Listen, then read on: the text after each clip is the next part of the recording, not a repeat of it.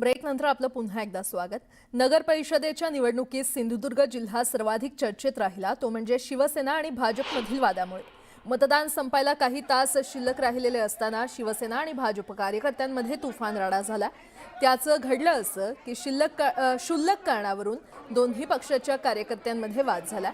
हा वाद पोलीस स्टेशनपर्यंत पोहोचला। अखेर पोलीस स्टेशनमध्ये दोन्ही बाजूचे कार्यकर्ते आक्रमक झाले आणि एकमेकांच्या अंगावर धावून गेले। कार्यकर्त्यांनी पोलिसांसमोरच जीवे मारण्याच्या धमक्या दिल्या। दरम्यान शिवसेना जिल्हाप्रमुख संजू परब सावंतवाडी पोलीस ठाण्यात दाखल झाले। पोलिसांसोबत त्यांची चर्चा देखील झाली।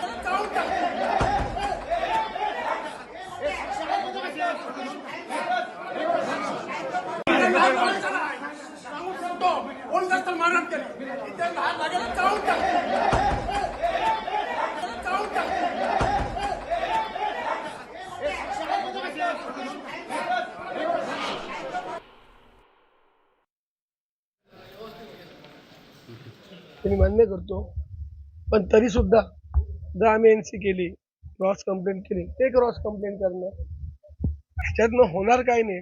फक्त सावंतवाडीची शांतता बिघडणं एक सुजाण नागरिक म्हणून मला ते नको आहे।